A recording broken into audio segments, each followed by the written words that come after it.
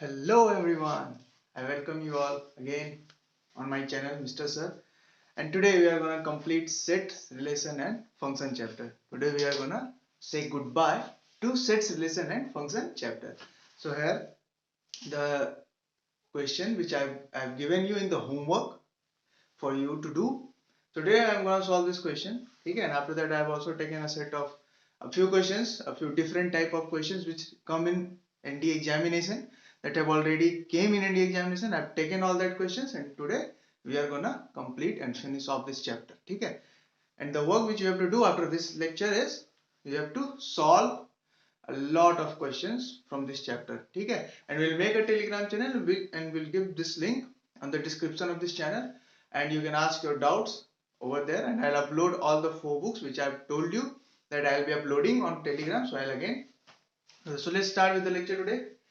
So the first question here is, it was the homework question. So the first question is, see, we have to find the domain of this function. We have to find the domain of this function. Now what is the domain of this function? See, what actually domain is? We have to find what are all the inputs we can give to this function. We have to find what are all the inputs means the possible values of x. ठीक है, यहाँ पे domain का मतलब क्या है? Possible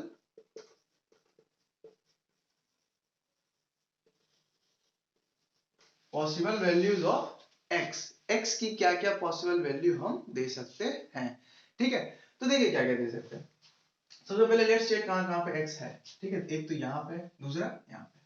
तो देखिए ये मैंने पिछले क्लास में बताया था कि ये क्या है, स्क्वायर रूट है कि नहीं है? स्क्वायर रूट है. स्क्वायर रूट में क्या नहीं होना चाहिए? स्क्वायर रूट क्या बोलता है, अपने आप कहां पे रिस्ट्रिक्ट करता है? मैं निगेटिव वैल्यू नहीं लूंगा, यानी कि ये स्क्वायर रूट फंक्शन या फिर ये जो स्क्वायर रूट है ये यहाँ पे क्या कह रहा है कि मैं निगेटिव वैल्यूज एक्सेप्ट नहीं करूंगा. तो बस यही है. तो ये x+2 किसी भी केस में क्या नहीं होना चाहिए? नेगेटिव नहीं होना चाहिए, यानी कि 0 हो सकता है या फिर 0 से ज्यादा हो सकता है. तो x+2 should be greater than या equal to 0. x+2 should be greater than या इक्वल टू 0. तो यहाँ पे x की क्या क्या वैल्यूज आ गई, ठीक है? यहाँ पे x की क्या क्या वैल्यूज आ गई. तो देखिए, चलिए इसीलिए इसको मैं यहाँ पर रखते हैं ऐसे. फिर आगे हम देखते हैं x कहाँ पे, यहाँ पे है कि नहीं है? तो देखिए लॉग क्या कहता है. लॉग कहता है कि भाई मुझे तो 0 से इंफिनिटी तक का ही चाहिए, ठीक है? वो क्या कहता है कि मुझे तो 0 से इंफिनिटी तक का ही चाहिए, ठीक है? बट यहाँ पे एक और चीज है, अगर हम x के जगह पे 0 रखते हैं, बट उससे पहले ये क्या कह रहा है, देखिए log 1 क्या होता है? log 1 की वैल्यू 0 होती है. log 1 की वैल्यू 0 होती है, यानी कि, और ये देखिए इसके नीचे हम डिनोमिनेटर में कभी 0 नहीं रख सकते क्योंकि that gives us an undefined value which is not defined. तो यहाँ पे ये चीज ध्यान रखना है. ये 1 + 1 - x ऑलरेडी क्या कह रहा है कि I am not equal to 1. I am not equal to 1. मैं 1 नहीं हो सकता. क्यों नहीं हो सकता? क्योंकि अगर ये 1 हो गया तो ये log वाली पार्ट क्या हो जाएगी, 0 हो जाएगी, और 1/0 इज अनडिफाइंड, तो वो 1 नहीं हो सकता, ठीक है? अब हम आते हैं तीसरे कंडीशन पे. तो तीसरा कंडीशन हमारा क्या कहता है कि log जो है भैया वो क्या है, 0 से इंफिनिटी तक का वैल्यू लेता है. लेता है नहीं लेता है, ठीक है? हाँ. तो यहाँ पे ये log यहाँ पे ये कह रहा है कि ये 1 - x क्या होना चाहिए, ये 1 - x क्या होना चाहिए. देखिए ये 1 - x 0 कब होगा, ये 1 - x 0 कब होगा, जब ये x क्या होगा, 1 होगा. जब ये x क्या होगा, 1 होगा. ये 1 - x, ठीक है? ये 1 - x ग्रेटर देन 0 मान लीजिए, ऐसा ही बोलता है ना. लॉग का क्या हमारा डोमेन 0 से इंफिनिटी ना, ऐसा है, ठीक है? ये 3 हमारे पास क्या है, कंडीशन है, ठीक है? ये 1 - x बोल रहा है कि हम 0 से इनफाइनाइट तक की वैल्यू लेंगे, यानी कि 0 से ज्यादा होंगे. और ये अंदर का 1 - x ये भी कह रहा है कि मैं 1 नहीं हो सकता. क्यों? क्योंकि log 1 0 हो जाता है और 1/0 इज अनडिफाइंड, तो वो तो हो नहीं सकता, ठीक है? अब फिर ये क्या है, x+2 क्या होना चाहिए, x+2 हमारा ग्रेटर देन इक्वल टू 0 होना चाहिए क्योंकि ये स्क्वायर रूट फंक्शन है, ठीक है? तो हम यहाँ पे देखेंगे कि हमारे पास कौन कौन से क्रिटिकल पॉइंट्स हैं, ठीक है? अब ये क्रिटिकल पॉइंट क्या होता है ये आपको समझ में आएगा कब, जब हम वेवी कर्व मेथड पढ़ेंगे तब. वेवी कर्व मेथड में आपको समझ में आएगा ये क्रिटिकल पॉइंट्स क्या होते हैं. तो इसके बाद मैं कोशिश करूंगा कि मैं अगला लेक्चर ही वेवी कर्व मेथड डाल दूं ताकि आपको डोमेन बनाने में कोई दिक्कत नहीं हो. जैसा कि मैंने बोला भी था कल के लेक्चर में, इस लास्ट लेक्चर जो मैंने स्ट्रेटेजी पे जो वीडियो बनाई थी उसमें मैंने कहा भी था कि मैं डाल दूंगा. मैं कोशिश करता हूँ कि कल ही अगला लेक्चर जो हमारा होगा उसको मैं बेबी कर्व मेथड का लेक्चर बना दूं, ठीक है। तो देखिए यहाँ पे ध्यान से देखिए, अभी तो मैं क्रिटिकल पॉइंट्स पर नहीं जाऊंगा क्योंकि क्रिटिकल पॉइंट्स हो सकता है आपके लिए थोड़ा अभी समझ में ना आए, या फिर हो सकता है कि पहली बार सुन रहे हो तो अच्छा मतलब नहीं लगे, ठीक है। तो ऐसे तो साफ साफ समझो, ये x + 2 > 0 कब होगा, जब हमारा ये x क्या होगा, -2 से इंफिनिटी तक हो सकता है। ये देखिए -2 अगर यहाँ पे रख दे तो ये 0 होगा, -2 के आगे का कोई भी वैल्यू ले, -2 से बड़ा कोई भी वैल्यू लेंगे तो ये क्या होगा, 0 से बड़ा हो जाएगा। तो ये यहाँ पे इतना हो गया -2 से इंफिनिटी, ठीक है। अब ये देखिए यहाँ पे x क्या होना नहीं चाहिए, यहाँ पे x should not be equal to 0।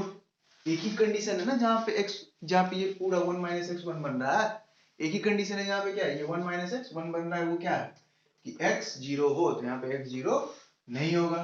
और यहाँ पे क्या है, इसको हम इधर ऐसे कर लें तो ये -1, दोनों तरफ हम क्या कर लें माइनस मल्टीप्लाई कर लेते हैं तो साइन चेंज होता है। ये हमेशा आप ध्यान में रखिए। इसका एक एग्जांपल ऐसे ले लेते हैं, जैसे देखिए -2 इज लेस देन -1, ये सब बच्चा बच्चा जानता है। और अगर हम दोनों तरफ माइनस मल्टीप्लाई कर दें तो साइन क्या हो जाएगा, अल्टीमेटली आप देख लो चेंज हो जाता है। होता है कि नहीं होता, बस यहाँ पे इसलिए। और साइन चेंज होता है कभी बहुत लोगों को कंफ्यूजन होता है इसमें कि साइन कब चेंज होता है, इसमें अपने मन से कभी भी चेंज हो जाता है, नहीं, जब हम माइनस मल्टीप्लाई करते हैं तब जाके साइन चेंज होता है। साइन चेंज हो गया, यहाँ पे आ गया x इज लेस देन 1, यहाँ पे आ गया x should not be equal to 0, और यहाँ पे क्या आ गया, यानी कि यहाँ पे जो मुझे मिलेगा वो क्या मिलेगा, माइनस इंफिनिटी से 1 नॉट इंक्लूडेड है, क्योंकि यहाँ पे क्या है इक्वल टू का साइन नहीं है।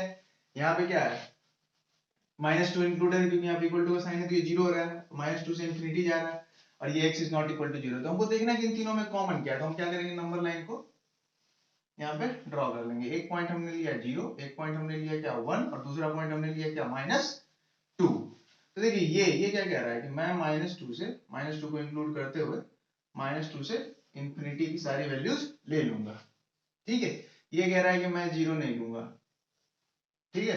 और ये कह रहा है कि मैं 1 से नीचे सारी वैल्यूज ले लूंगा 1 को छोड़ के, ठीक है, 1 को छोड़ के। देखिए तो इन सब में कॉमन क्या है, ये वाला पोर्शन है कि नहीं, ये पूरा का पूरा पोर्शन कॉमन है या नहीं है, ठीक है, जिसमें से ये क्या है 0 एक्सक्लूडेड, यानी कि अगर हमको इसका डोमेन निकालना हो तो क्या होगा, -2 इंक्लूडेड से 0 नॉट इंक्लूडेड, यूनियन 0 से 1 दोनों नॉट इंक्लूडेड है कि नहीं। देखिए 1 भी इंक्लूडेड नहीं है, 0 भी इंक्लूडेड नहीं है, ये वाला पोर्शन है हमारे पास, ये वाला पोर्शन देखिए यहाँ पे है, इतने दूर को मैं मिटा देता हूँ, ऐसे समझिए ये 0 यहाँ पे क्या है not included blank.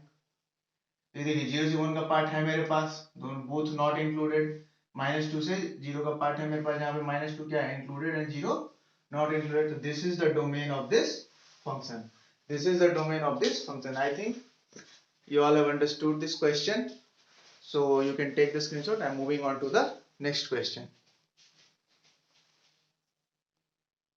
So here is the next question, so I'm going to solve it. See, let's read the question. What it says, what does the shaded portion of the Venn diagram given below represent? Means we have been given a Venn diagram, we have been given a Venn diagram, and we have to write what this Venn diagram represent, what this Venn diagram represent in this form, ठीक है। we have 4 options and we have to find what this Venn diagram, ठीक है, is equal to in this statements, ठीक है।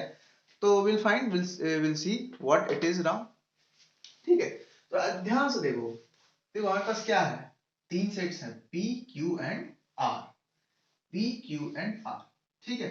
तो if we talk about, अगर मान लो इसकी हम बात करें, ये वाला पोर्शन, ये क्या है, P इंटरसेक्शन Q में से क्या हटा दिया गया है, R वाला पोर्शन को क्या कर दिया गया है, हटा दिया गया है, एज सिंपल एज दैट। इसको हम ऐसा कह सकते हैं, आसानी से कह सकते हैं। क्या आप क्लियरली देख लो क्या है, ये देखो ये P इंटरसेक्शन Q है, इसमें से हम क्या कर रहे हैं, R वाले पोर्शन को बाहर निकाल दिए, तो P इंटरसेक्शन Q में से हम क्या कर रहे हैं, R वाले पोर्शन को बाहर निकाल दे रहे हैं। अब देखो ये वाला क्या है, P इंटरसेक्शन R में से क्या कर रहे हैं, Q वाले पोर्शन को हमने निकाल दिया। ये देखो ये क्या है, ये P इंटरसेक्शन R है, P और R का इंटरसेक्शन है, इसमें से हम क्या कर रहे हैं, Q वाले को बाहर निकाल रहे हैं, इसमें से हम क्या कर रहे हैं, Q वाले को बाहर निकाल रहे हैं। यानी कि हम इसको क्या कर सकते हैं, P intersection R minus Q कह सकते हैं, नहीं कह सकते। अब फिर से देखो, ध्यान से देखो, ये पूरा पोर्शन क्या है, ये ठीक है, ये ऐसा ऐसा दिख रहा है जिसमें से इतना पोर्शन कट है, ये मेरा क्या है, शेडेड पोर्शन है। तो देखो इधर P है और इधर Q है, तो इसको हम क्या बोलते हैं, P इंटरसेक्शन Q बोलते हैं, है या नहीं है P इंटरसेक्शन Q। और इसमें हम क्या कर रहे हैं, R वाले पोर्शन को माइनस कर दे रहे हैं, हटा दे रहे हैं। तो हमारे पास क्या हुआ, P इंटरसेक्शन Q में से हम क्या कर रहे हैं, R को माइनस कर दिया, यानी कि इस पोर्शन को हम ऐसा कह सकते हैं। अब हम इसकी बात करें तो ये कुछ ऐसा है, ठीक है, इसमें से क्या किया जा रहा है, इतने पोर्शन को हटाया जा रहा है, यानी कि इधर कहीं P है और इधर कहीं R है। तो इस पूरे पोर्शन को हम क्या बोल रहे हैं, P इंटरसेक्शन R, और इसमें से हम क्या किए, Q को निकाल दिए। तो आप मैच कर लो ऐसा किस ऑप्शन में है, यहाँ पे देखिए क्लियरली दिख रहा है कि हमारे बी ऑप्शन में ऐसा कुछ है, तो this is the right option. ठीक है, तो इसको ऐसे ही बनाया जाता है, जो भी शेडेड पोर्शन दिया उसको क्या करेंगे, वेन डायग्राम से चेक कर लेंगे कौन सा P इंटरसेक्शन Q है, क्या है, A इंटरसेक्शन B है, किसी भी इस तरह का क्वेश्चन आए तो उसको इसी तरह से क्या करना है, हमेशा टैकल करना है। ठीक है, तो आई थिंक आपको समझ में आ गया होगा। सो आप स्क्रीनशॉट ले लो and let's move on to the next question. Okay, let's get on to the next question. Let's get on to the next question. Let's see what next question says. It is written here, let G. So G is a function from R to R. G is a function from R to R, means real numbers to real number. Its domain is in real number and range is also in real number. Means its domain is R and codomain is also R. ठीक है? Be a function such that Gx is equals to 2x plus 5. So we will write here Gx is equals to 2x plus 5. Then what is the value of G inverse x? So we have to find G inverse of x. So I have already taught you how to find inverse of anything. So suppose, see, it's a very simple thing. Gx is equals to 2x plus 5. So we know that y is equals to gx. ठीक है, तो y is equals to यहाँ पे क्या हो जा रहा है, 2x plus 5. ठीक है, तो चलिए हटाइए, पहले इसको हटाइए। उस दिन मैंने आप लोगों को ये बताया था, बहुत ही अच्छे से बताया था कि इनवर्स कैसे निकालते हैं। तो यहां पे x is equals to g inverse y बनेगा या नहीं बनेगा, जी इनवर्स y बनेगा या नहीं बनेगा, आप खुद बताओ, जी इनवर्स y बनेगा या नहीं बनेगा। ऐसे ही मैंने उस दिन भी आपको इनवर्स के बारे में समझाया था या नहीं समझाया था, तो बस यही चीज है। देखो, तो अगर हम x की वैल्यू फाइंड कर लें, अगर हम इस यहां से इस दिए हुए से x की वैल्यू फाइंड कर लें, तो जी इनवर्स y नहीं निकल जाएगा, और जी इनवर्स y निकल गया तो उसकी जगह पे हम x रख देंगे, हमारा वैल्यू आ जाएगा। तो इनवर्स का क्वेश्चन इतना ही आसान होता है, ऐसे ही बनता है। ठीक है, तो हम क्या करेंगे, यहाँ पे इसको हम क्या करते हैं, y is equals to gx है, तो y इज इक्वल्स टू हम 2x प्लस 5 कह सकते हैं। यहाँ से हम क्या करेंगे, 2x is equals to y minus 5 कह सकते हैं। x इज इक्वल्स टू क्या हो जाएगा, y माइनस 5 बाई 2। यहाँ तक कोई दिक्कत? अब देखिए g इनवर्स y, x क्या है, g इनवर्स y है, यानी कि अब हम क्या कर सकते हैं, g inverse y is equals to y minus 5 by 2। आया या नहीं आया? अब बस y की जगह पे हम क्या रख देंगे, x रख देंगे, तो क्या हो जाएगा ये x minus 5 by 2। This is the right answer. अब मान लीजिए यहाँ पे g इनवर्स 2 होता, g इनवर्स 2 होता, तो यहाँ पे हम 2 रख देते, g इनवर्स 10 होता तो यहाँ पे हम 10 रख देते, g इनवर्स 1000 होता तो 1000 रख देते, कुछ और होता तो वो भी रख देते। ठीक है, तो इनवर्स निकालने का यही एक सबसे आसान तरीका हमारे पास होता है। ठीक है, तो I think this question is clear, you can take the screenshot. So and let's move on to the next question. So here is the next question. ठीक है, तो ये क्वेश्चन देखिए यहाँ पे क्या कह रहा है। ठीक है, ये क्वेश्चन यहाँ पे क्या कहता है, consider the following statements in respect of relation and function. मतलब रिलेशन और फंक्शन के रेस्पेक्ट में हमें इन सारे स्टेटमेंट्स को क्या करना है, कंसीडर करना है। अब देखिए एनडीए के एग्जाम में स्टेटमेंट्स के क्वेश्चन आते हैं, ये मैंने स्ट्रेटेजी वाले वीडियो में भी आपको ये बात बताया, पहले भी बता चुका हूँ कि स्टेटमेंट वाले क्वेश्चंस आते हैं। हमारे लास्ट लेक्चर में मैंने एक क्वेश्चन लिया था, उसमें स्टेटमेंट था। तो स्टेटमेंट्स वाले क्वेश्चन एनडीए में जनरली पूछे जाते हैं, तो ये भी उसी टाइप का क्वेश्चन है।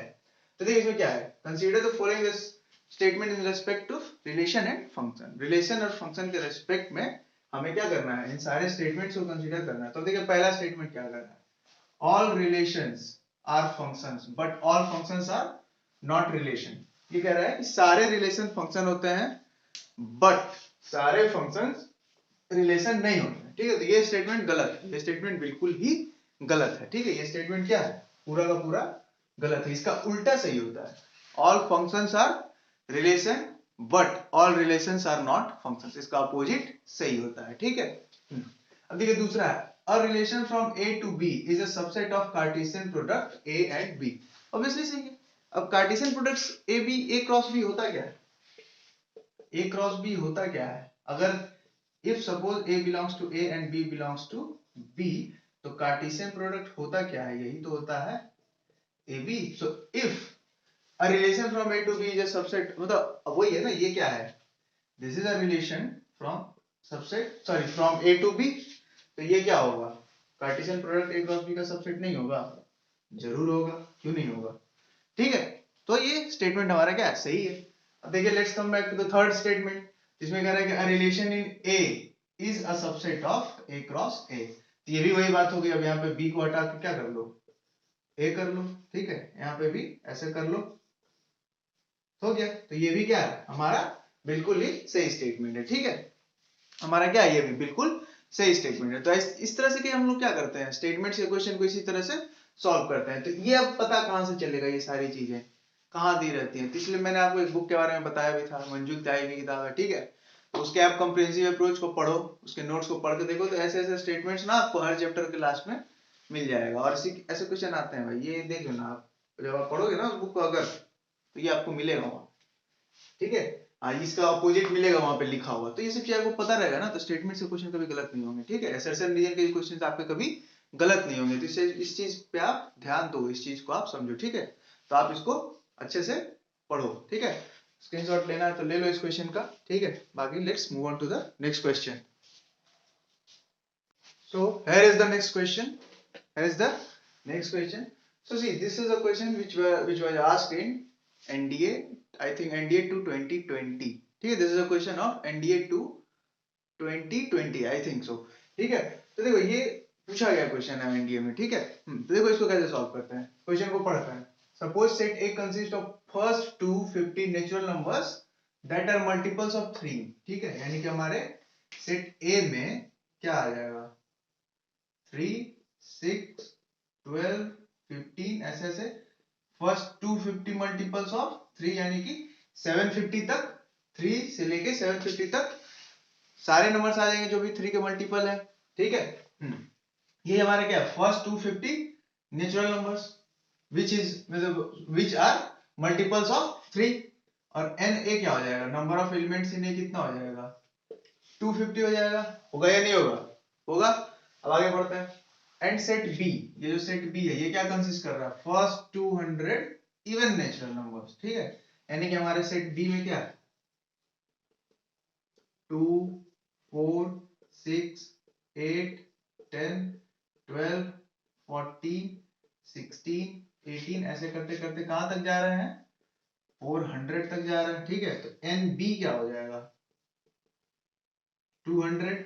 Number of elements in B कितने हो गए? 200 हो गए. अब देखो यहाँ पे ऐसे समझो, निकालना क्या है हमें? A union B. ठीक है, हमें क्या निकालना है? ए यूनियन बी को निकालना है. तो ए यूनियन बी को निकालने के लिए हमको क्या करना होता है? पहले हम लिखेंगे, फॉर्मूला लिख लेते हैं. चलो, हमें ए यूनियन बी का फॉर्मूला लिख लेते हैं. तो एन ए यूनियन बी निकालने के लिए क्या होता है? N A plus n B. ठीक है, minus n A intersection B. ठीक है, अब इसको वेन डायग्राम से भी अगर समझो तो देखो ऐसा आता है, ऐसा रहता है. तो ए यूनियन बी को हम क्या बोलते हैं? इस पूरे पोर्शन को हम क्या बोलते हैं? ए यूनियन बी बोलते हैं. बोलते हैं या नहीं बोलते? तो इसमें क्या है? पहले एक बार ए जुटा, फिर बी जुटा. तो ये जो इंटरसेक्शन वाला पार्ट होता है ये क्या होता है? 2 बार आ जाता है. तो उसको एक बार हम क्या करते हैं? हटा देते हैं. तो यही चीज है. तो देखो ए का तो एलिमेंट्स हमें पता है, बी के भी पता है, यानी कि ये पता है, ये पता है. निकालना क्या है? ये निकालना है. तो हम देखेंगे कि इसमें कौन कौन सी ऐसी चीजें हैं जो कॉमन है.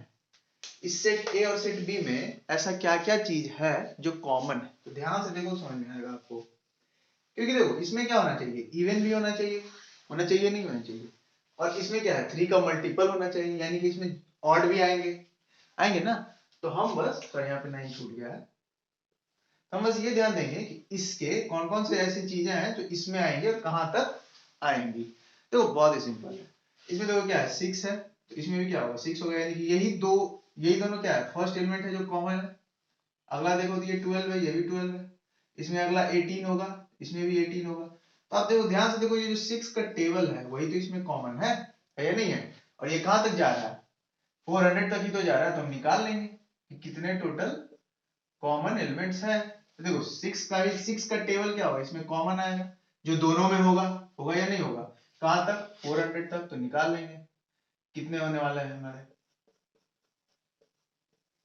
4 बचे, यानी कि 396 इज द लास्ट नंबर जो दोनों में क्या है कॉमन है, यानी कि टोटल कितने हो गए 66 कॉमन एलिमेंट्स हो गए, यानी कि मेरा एन ए इंटरसेक्शन बी कितना आ गया 66। तो अब देखिए हमारे पास तीनों चीज आ गई है, तो हम इसको क्या कर लेंगे सॉल्व कर लेंगे। -66 तो कितना हो गया 450 - 66 equals to 384 and 384 is the right answer। 384 is the right answer। समझ में आया कि नहीं है? आई थिंक मतलब आप लोगों को ये समझ में अब अच्छे से आ गया होगा कि क्या कॉमन है, कैसे कॉमन चीजों को हमने पिक किया, कैसे कॉमन चीजों को बाहर निकाला। इसमें इवन थे, इसमें 3 के मल्टीपल्स थे, तो 3 का ऐसा कौन कौन सा मल्टीपल होता है जो इवन होता है, तो 6 का टेबल निकल गया, 6 12 18, अगला हो जाएगा 24। ठीक है, कहां तक जाना है 400 तक ही जाना है, इसमें तो 750 तक गया हुआ है, बट इसमें क्या है ये रेस्ट्रिक्ट कर रहा है हमको 400 तक, तो 400 में 6 के टेबल में कितने नंबर आ रहे हैं 66 नंबर्स आ रहे हैं, तो ये हमारा इंटरसेक्शन में क्या आ जाएगा वही सारे 66 नंबर्स आ जाएंगे। अब फिर हम क्या करेंगे इसको माइनस करके निकाल लेंगे और ये हमारा क्या हो जाएगा आंसर हो जाएगा। ठीक है, तो आप स्क्रीनशॉट ले लो इसका, या फिर कॉपी करना है तो कॉपी कर लो, एंड हम लोग आगे बढ़ते हैं। तो यहाँ पे हमारे पास अगला क्वेश्चन तैयार है। तो देखिए इस क्वेश्चन में हमें एक वेन डायग्राम दिया हुआ है, ठीक है, उसके ऊपर कुछ कंडीशंस दिया हुआ है इस वेन डायग्राम के, और फिर उससे रिलेटेड क्वेश्चन है। ठीक है, इससे रिलेटेड 3 क्वेश्चंस हैं, तो ऐसे भी आता है। ठीक है, कि एक स्टेटमेंट ऊपर में लिखा रहेगा, ये कंडीशन दिया हुआ है, इस पे 3-4 क्वेश्चंस आ गए, तो ऐसा अधिकतर चैप्टर्स में ऐसा होता है। ठीक है, तो चलिए इस क्वेश्चन को देखते हैं, डील करते हैं क्या है।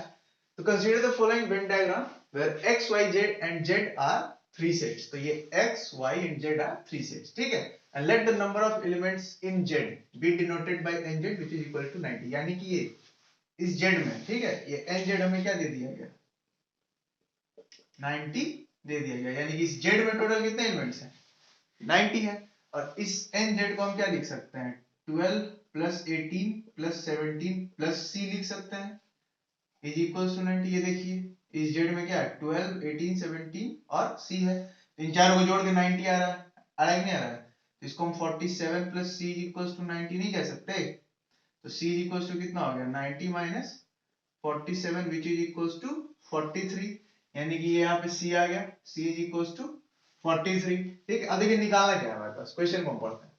If the number of elements in y and z, यानी कि ny upon nz is equals to 4/5, ये कह रहा है कि if the number of elements in y and z are in the ratio 4:5, तो number of elements है तो ny upon nz क्या है 4/5 है, and what is the value of b, तो हमें b का वैल्यू निकालना है।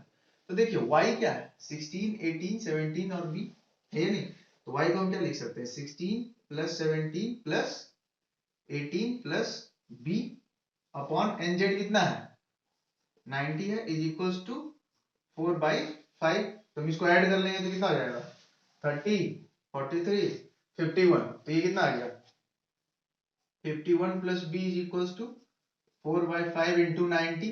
ठीक है, ये कितना हो गया 18 हो गया, तो 51 + b इज इक्वल्स टू कितना आ गया 72, तो b कितना आ गया 72 - 51 व्हिच इज इक्वल्स टू 21। ठीक है, तो देखिए हमारा b का क्या आ गया 21 आ गया।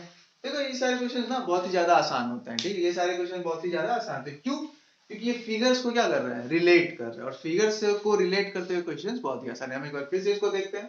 तो if the number of elements in y and z, यानी कि y और z के नंबर ऑफ एलिमेंट्स का रेशियो कितना है 4:5, n के नंबर ऑफ एलिमेंट्स का तो हमको 90 दिया हुआ है या नहीं दिया है, और y में नंबर ऑफ एलिमेंट्स क्या होंगे 16 17 18 और b, यही चार चीजें हैं y में, तो हम इसको क्या लिख देंगे 16 + 17 + 18 + b अपॉन 90 इक्वल्स टू 4/5। फिर हम सॉल्व करके b का वैल्यू आसानी से निकाल लेंगे, और यही b का वैल्यू तो हमें निकालना था, तो 21 हमारा आंसर आ चुका है। तो आप इसका स्क्रीनशॉट ले लो, ठीक है, या फिर लिखना है तो लिख लो। हम इसी का दूसरा क्वेश्चन देखते हैं अब। तो इसी का दूसरा क्वेश्चन हमारे पास यहाँ पे आ चुका है बोर्ड पे। तो देखिए इसको हम पढ़ते हैं और इसको समझते हैं। ठीक है, मैं आपको इसका सिंपलेस्ट वे बताऊंगा। ठीक है, अगर आपको फॉर्मूले याद नहीं है तो आपके लिए, अब देखिए फॉर्मूला याद है तो आपको डायरेक्टली पता होगा कि किस चीज का फॉर्मूला है, बहुत ही आसान है, दो मिनट भी नहीं लगेगा, 10 सेकंड का क्वेश्चन है ये, ठीक है। मगर अगर आपको फॉर्मूला याद नहीं, क्योंकि द बिगेस्ट प्रॉब्लम है इज दिस कि फॉर्मूला याद नहीं रहता, बहुत सारे फॉर्मूले हैं, बहुत सारे चैप्टर्स में बहुत सारे फॉर्मूले हैं, ठीक है। तो मैं इसको ये बताऊंगा कि फॉर्मूला जब नहीं पता है तब हम इसको कैसे बना सकते हैं। अगर फॉर्मूला पता है तो आपको बहुत ही आसानी से पता होगा, इसमें जितने भी नंबर्स यहाँ पे दिख रहे हैं, जो जो चीजें हम सबको ऐड कर देंगे तो इसका आंसर आ जाएगा। अगर आप अच्छे से क्वेश्चन को देखो तो यही इसका आंसर है। बट अगर जब हमें फॉर्मूले याद नहीं है तब हम इसको कैसे बनाएं, तो देखिए समझिए, पहले हम देखते हैं कि क्या पूछ रहा है हमसे। तो what is the value of nx, nx का मतलब क्या हो जाएगा, ये पूरा का पूरा x यानी कि 12 18 16 और a जुड़ जाएगा, y में क्या हो जाएगा 16 18 17 b जुड़ जाएगा, z में क्या हो जाएगा 12 18 17 और ये 43 सब जुड़ जाएगा, फिर माइनस करेंगे x intersection y, x intersection y क्या है 16 और 18, इसको माइनस करेंगे, फिर y इंटरसेक्शन z, तो हम क्या करेंगे 18 17 इसको माइनस करेंगे, फिर x इंटरसेक्शन z, फिर इसको माइनस करेंगे और फिर हम इसको ऐड करेंगे, तो अभी लेंदी हो जाएगा, बहुत ज्यादा लेंदी नहीं हो जाएगा। पहले आप क्या करो, इसके सारे को लिखो, फिर इसके सारे को लिखो, फिर इसके सारे को लिखो, फिर x इंटरसेक्शन y को घटाओ, फिर y इंटरसेक्शन z को घटाओ, फिर x इंटरसेक्शन z को घटाओ, फिर इस x intersection y intersection z को जोड़ो, होगा कि नहीं होगा। ठीक है, बन सकता है आसानी से ये भी, अगर आपको बहुत एकदम कुछ भी नहीं आ रहा तो आप ऐसे ही बना सकते हो, सिर्फ आपको ये पता रहना चाहिए कि x इंटरसेक्शन y क्या है, y इंटरसेक्शन z क्या है, ये भी एक तरीका है, इसको भी हम बना सकते हैं, ठीक है। ये भी आसान मतलब है कि अगर कुछ भी नहीं आ रहा है तो something is better than nothing, तो इससे भी हम कर सकते हैं। तो क्या करेंगे, पहले x के सारे को जोड़ेंगे, फिर y के सारे को जोड़ेंगे और z के सारे को जोड़ेंगे, ये आ गया, फिर x इंटरसेक्शन y यानी 16 प्लस 18 को माइनस कर देंगे, y फिर 18 17 को माइनस कर देंगे, x इंटरसेक्शन z 12 और 18 को माइनस कर देंगे, फिर तीनों को मतलब इस 18 को क्या करेंगे लास्ट में ऐड कर देंगे, तो भी हमारा आंसर आ जाएगा। बट इसको हम देखते हैं कि और भी सिंपलेस्ट तरीके से कैसे किया जा सकता है अगर फॉर्मूला याद नहीं है तो। और फॉर्मूला याद है तो आपको आसानी से दिख गया होगा, अभी तक पता भी चल गया होगा कि इसका आंसर क्या है। तो देखिए क्या है, पहले हम क्या कर रहे हैं nx ny और nz को जोड़ रहे हैं, ठीक है, यानी कि हम क्या कर रहे हैं, इसको इसको और इसको जोड़ रहे हैं, यानी कि जो कॉमन पार्ट है, कॉमन पार्ट है वो क्या हो रहा है, दो बार नहीं आ रहा, दो बार नहीं आ रहा। अब ध्यान से देखो, अगर हम x और y को जोड़े तो ये x y वाला पोर्शन कितने बार आ गया, दो बार नहीं आ गया। फिर हम क्या किए x z को जोड़े, देखो फिर z को भी तो जोड़े हैं, तो देखो x y को जोड़ेंगे तो ये वाला कॉमन आ रहा है, z भी जुड़ रहा है तो x z में ये वाला दो बार कॉमन आ रहा है, एक बार x के साथ भी आ रहा है, एक बार z के साथ भी आ रहा है।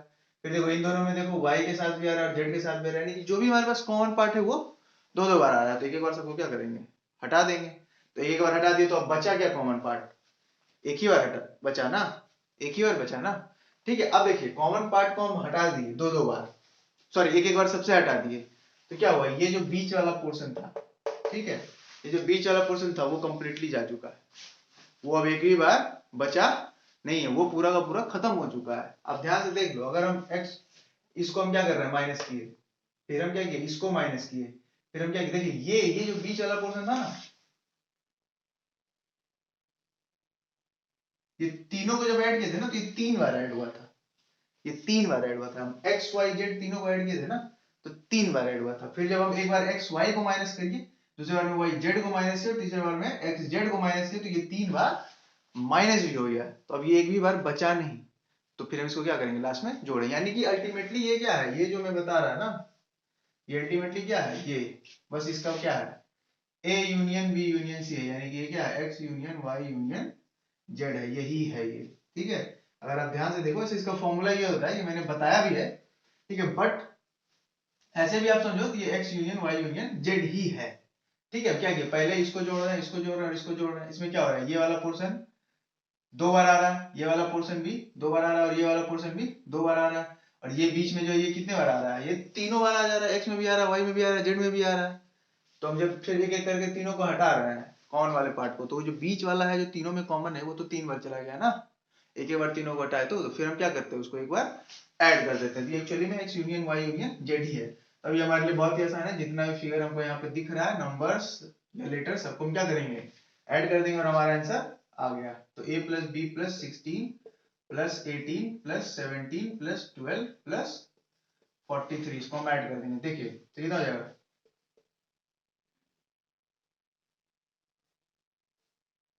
तो हमारे पास आ गया कितना +106, आई थिंक ये हमारा क्या हो जाएगा आंसर।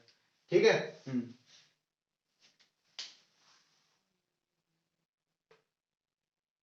यही हमारा क्या हो जाएगा आंसर। तो कौन सा ऑप्शन है आंसर? Option D. तो ये इतना आसान था, तो बस हमें क्या है समझना है। अब कुछ भी नहीं आ रहा, जब कुछ भी नहीं आ रहा तो हम क्या करेंगे, सिंपली nx को ऐड कर लेंगे, ny को ऐड कर लेंगे, इनको z कर देंगे, और z को क्या करेंगे ऐड कर लेंगे। फिर जो चीज माइनस करना है उसको माइनस करेंगे, और फिर लास्ट में जो हमको ऐड करना है उसको हम ऐड कर लेंगे, और यही हमारा क्या हो जाएगा आंसर हो जाएगा। तो जो वर्स्ट में भी कुछ नहीं आ रहा तो भी हम इसको क्या कर सकते हैं, सॉल्व कर सकते हैं। और अगर फॉर्मूला याद है तो डायरेक्ट सॉल्व कर सकते हैं, नहीं याद है तो हम इसको अच्छे से समझ के भी सॉल्व कर सकते हैं। ठीक है, तो I think I am able to मतलब convince you through this way, ठीक है। if not then you can write in the comment section and I'll find some better way to tell you about this, ठीक है। तो आप इसको लिख सकते हो, ठीक है, कोई दिक्कत नहीं है उसमें। तो अब हम इसके एक लास्ट क्वेश्चन की ओर चलते हैं, ठीक है। तो एक और लास्ट क्वेश्चन बचा है इसमें, आप इसका स्क्रीनशॉट अगर लेना है तो ले लो, या लिखना है तो कुछ लिख लो। ये हमारा क्या है, इसका लास्ट क्वेश्चन है, ठीक है। ये हमारा इसका क्या है, लास्ट और मतलब तीसरा और लास्ट क्वेश्चन है। तो देखिए इसको हम कैसे बनाएंगे, ठीक है, ये भी बहुत ज्यादा आसान है, ठीक है। अब देखिए क्या कह रहा है, if the number of elements belonging to neither x nor y not z, यानी कि ये ना ही x में आ रहा है, ना ही y में आ रहा है, और ना ही z में आ रहा है, ठीक है। यानी कि a यूनियन मतलब x union y union z में ये नहीं आ रहा है, ठीक है। यानी कि किस में आ रहा है, यूनिवर्सल सेट के अंदर आ रहा है, यानी कि इस पूरे सर्कल के अंदर नहीं आ रहा है, क्या है सर्कल के बाहर आ रहा है, यही है ना, यूनिवर्सल सेट के अंदर आ रहा है। तो ये क्या है, इज इक्वल्स टू p, यानी कि ये बाहर में जो भी है ये क्या है, p है। Then what is the number of elements in the complement of x, यानी कि अब कॉम्प्लीमेंट ऑफ x में कितने एलिमेंट्स है वो हमको निकालना है। तो कॉम्प्लीमेंट ऑफ एनीथिंग क्या होता है, universal set minus that thing, यानी कि उसको हटा के उसमें जितना भी चीज बचा है उसको हम ले लेंगे। तो यहाँ पे हम x को अगर हटा दें तो ये 18, 12, 16 और a को छोड़ के जो भी बच रहा है वो क्या होगा, कॉम्प्लीमेंट ऑफ x होगा। तो बहुत ही सिंपल था। तो x का कॉम्प्लीमेंट क्या हो जाएगा, 16, 18, 12 और a, इतने को हटा दो तो क्या बच रहा है हमारे पास, b बच रहा है, 17 बच रहा है, 43 बच रहा है, और p बच रहा है। इसको अब जोड़ लेंगे तो ये क्या हो जाएगा, p प्लस b प्लस 16, और ये हमारा क्या है आंसर है, ठीक है। ये हमारा क्या है आंसर है, ठीक है। और ये क्वेश्चन पूछा गया है, ठीक है, ये क्वेश्चन आपके पेपर में आया है, आई थिंक 2020 के सेकंड पेपर में ये क्वेश्चन आया है, ठीक है। तो you can take the screenshot if you wish to, ठीक है। यही हमारा क्वेश्चन है, ठीक है, ये आपको कहीं भी मिल जाएगा, ऐसा नहीं है, ठीक है। तो आई थिंक आज के लिए इतना ही रहने देते हैं गाइस, और ये हमारा खत्म हो चुका है chapter sets, relation and function. और अब हम अगले नेक्स्ट चैप्टर की ओर बढ़ेंगे, उससे पहले मैं आपको एक क्लास वेविक कर्व मेथड की लगा दूंगा, ठीक है। एक क्लास में वेविक कर्व मेथड बता दूंगा, बहुत ही अच्छे से बता दूंगा, ठीक है। कोशिश यही करूंगा कि मैं बेस्ट टू बेस्ट आपको बता सकूं बहुत अच्छे से, ताकि आप बहुत अच्छे तरीके से आपको कन्विंस कर सकूं इस चीज को।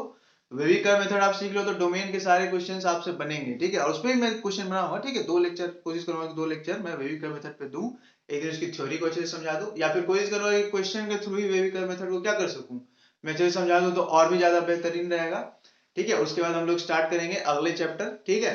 तो अगर आपका कोई विश है कोई चैप्टर पढ़ने का तो आप कमेंट में लिख सकते हो, otherwise I will start with my own strategy जो भी है। तो मेरे हिसाब से मैं या तो कॉम्प्लेक्स नंबर या ट्रिगोनोमेट्री स्टार्ट करूंगा इसके बाद, ठीक है।